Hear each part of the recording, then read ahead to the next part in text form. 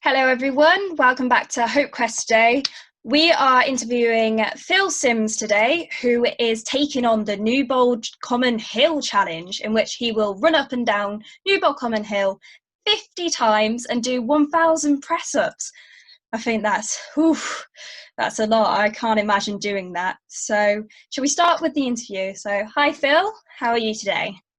Yeah, I'm good. Thank you on this not so sunny Wednesday afternoon, but yeah, I'm all good, thanks. Oh, that's brilliant. And the weather has took a turn for the worst, hasn't it, today compared to previous Maybe days? it was needed. We needed little bit of rain in the air. Yeah, and I can imagine with all your training for the challenge, it's been a bit tiring with the constant heat. Yes, obviously, as we'll probably discuss a bit more about it. It's obviously a tough challenge, but in the heat, it only makes it even more difficult than it already is. So, Yeah, I'm definitely. planning on doing this Saturday, so maybe it's good for me, personally, when I crack on with it.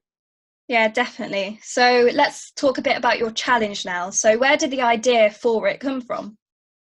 Um, Initially, it was, it all come about the whole lockdown situation.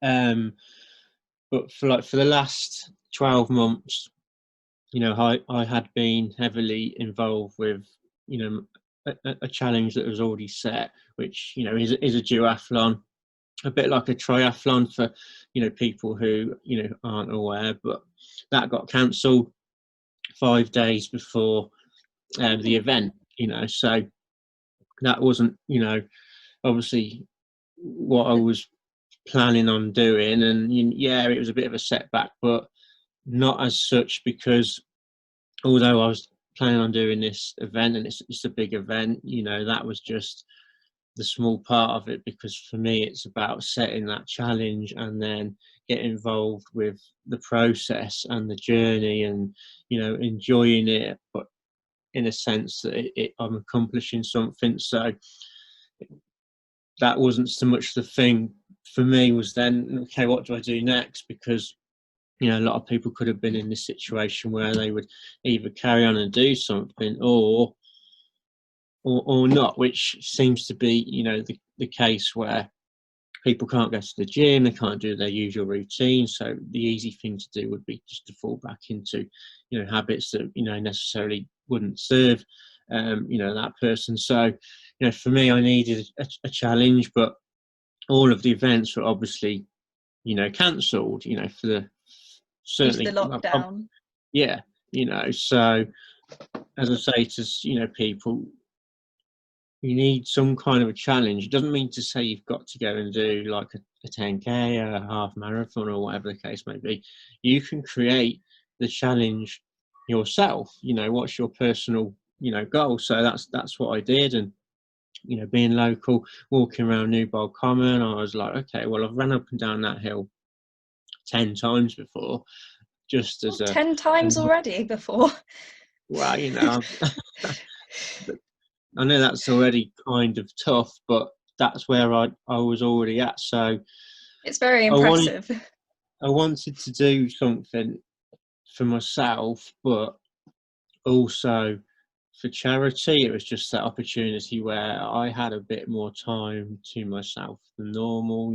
How could I help two different people, myself and, let's say, a charity at the same time? So that's where it came from, and then I thought, well, I needed to do something quite crazy, because people know that I'm a personal trainer, and they kind of have this attachment that you can already do stuff like that fairly comfortably. So because I was in it for charity, it needed to have that attention to it, so it had to be a bit more extreme. So that's where the number 50 kind of came from, because I was like, well, I really don't think anyone else has probably even hasn't done that, and certainly probably hasn't even thought about it. So it kind of was It's just definitely original. the thing for me. So that's where that come from. And then I just cracked on with it, and decided to do it for, you know, Myton Hospice. Obviously they're local. You know, the initial idea was, well, how do I help what's going on at the moment in the NHS? And I've got a friend who is a volunteer at Myton Hospice, and she told me that, you know, they're struggling because they're having to get involved with this and use up the beds. And I was like, okay, well that makes sense to me. So Myton Hospice is my go-to, you know, charity, just because there's a few people that I've known, you know, my friends and family who have had to, you know, use that service. So it was a no-brainer for me to, you know, use Myton Hospice, because obviously they're involved with the NHS and what's going on with, in the world at the moment. So that's ultimately why I chose, you know, Myton Hospice. Yeah, it's brilliant. And like you said, you're a local man, so you know the area, and you know the charities, and you've been supported by them. So you actually answered my next question already, which is brilliant. And just everything you're doing so far is absolutely amazing. So you came up with the original idea of going up and down Newbold Comyn Hill, and I know from going there myself, I get tired just going up once. So it must take a lot of discipline to be able to keep going for 50 times and adding in the press ups. Yeah, so, you know, just saying it out loud, you know, to most people would make it sound quite crazy. And every time I've explained it to people, um, over, let's say, a Zoom call, you know, it's like, kind of like, you know, look, like, did you just say that right?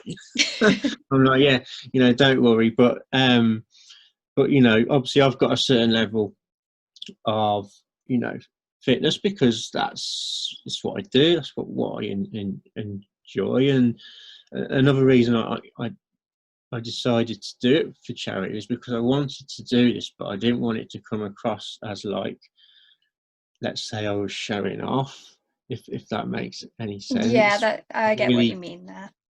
you know, people can sometimes give me that impression that that's what they think about these things, but half the time it really isn't about that. But so I thought, if I did it for charity, it's showing that actually I'm doing it for, you know, a different reason. It's just that, you know, this crazy challenge, it was just me doing a bit extra. You know, the training kind of wasn't really the difficult bit, you know, because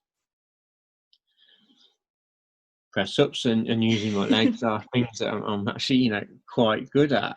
The trick was the fact that it could be boring, because Yeah, it's I'm only doing I'm only running up a hill and I'm only doing press ups. It's just that I'm doing a lot of it, you know. So, it's a lot of but repetition, was isn't it it? was the mindset of it, of like, how do I start, and then it's that bit in the middle that is, you kind of in like no man's land, because I would say the first 10 are the most difficult, and then your body kind of like adapts and gets used to it.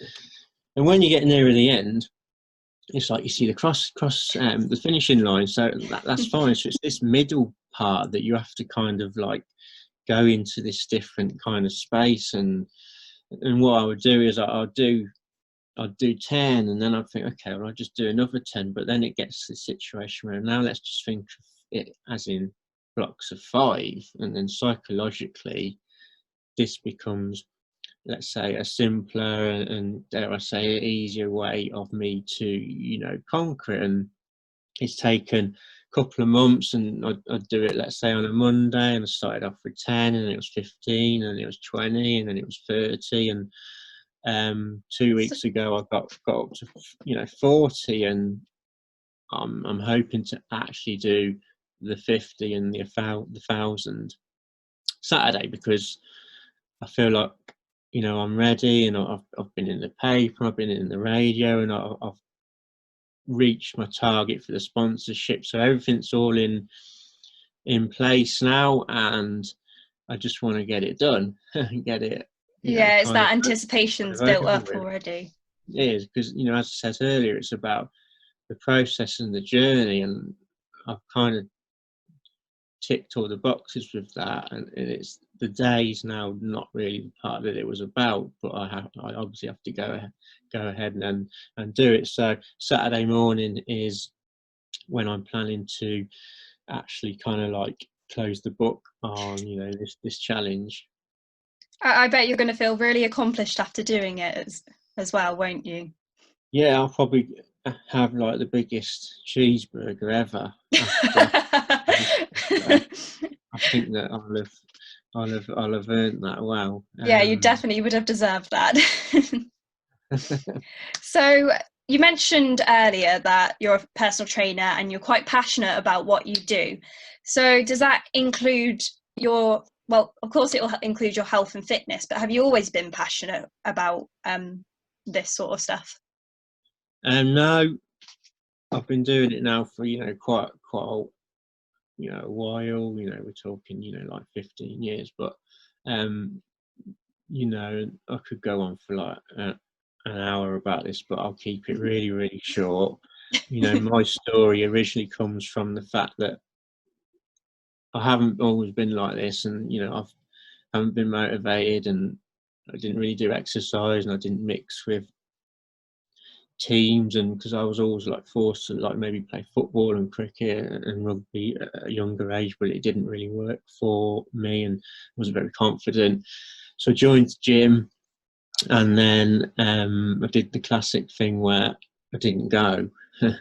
um, so, and it was after 6 months there I was like, well, I want to do this. I've joined the gym, I'm just not going, and I needed that level of accountability. So I started with my own personal training journey, having my own coach and trainer, and then I kind of caught the bug quite quickly, and then I got into it, and then obviously I decided I wanted to become a personal trainer, and then I looked into other things and got into like the mindset side of it, and health and physiology and nutrition, and kind of brought it all together to what I am today. You say personal trainer, but I class myself more of it as a coach. Training's just a small part of it. There is the nutrition, there's the mindset, and there's getting the body working better, and then looking at mood and mental health, and bringing all these things together in this like integrated approach, which is what I call my health formation methods, transforming someone's life but in a healthy way. Yeah, and would you say that since picking up fitness and doing all the work you do now, would you say that it's benefited your mental health a lot? Because you did say earlier as well that you didn't feel very motivated to do it in the first place. Yeah, for sure, and it's a subject that when I was younger, that wasn't talked about. That wasn't really a thing, but now it's quite common. It's okay to talk about mental health and things like that, and it's really, really important. The way I would approach it is that you've got this longer term, let's say, vision that you need to take care of, but have this short term fix. What I mean by that is that when it comes to mental health and general well-being, a lot of people are jumping on the short term idea, the quick fix of just, I'll join a gym, or maybe I'll go on a diet, which isn't wrong. It's just not necessarily the right approach. You've got to look at other things, getting the body working better, being healthier. What's your mood like? Because if your mood's not too good, trying to get someone to adhere to a program is just not going to work. So we have to look at the emotional side, the mental side, but then use training as that short fix, because that person's gonna, you're gonna have to understand that this maybe take 12 months, 2 years, 3 years, but in the meantime, what can I do today? What can I do this week? And then bring the other things in behind that, so it all comes together. So kind of setting short-term goals in order to reach that long-term one. Yeah, it's no point just having a 12-month goal and then kind of getting stuck at the first hurdle. You need that idea of what you want, but you've got to break it down. You know, what do I want in 12 months' time? What does it need to look like in 3 months' time, 30 days' time, 7 days' time? What do I need to do today? You know, Yeah. you know, a lot of people either look too far behind or too far ahead and don't actually concentrate on what they should be doing, you know, in this present moment in time. Oh, that's brilliant.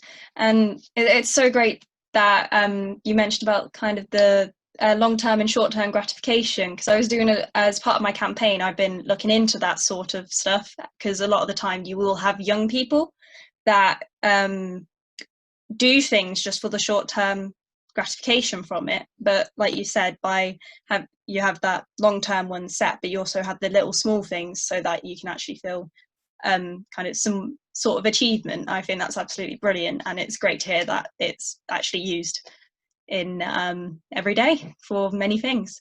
So we are now coming to the end of our interview. I just want to quickly say thank you so much for letting me do this with you, and I wish you all the luck with your challenge on Saturday, because that is amazing that you are doing that, and I am so impressed that you can. But before we go, if you could give one message out to the world, what would it be?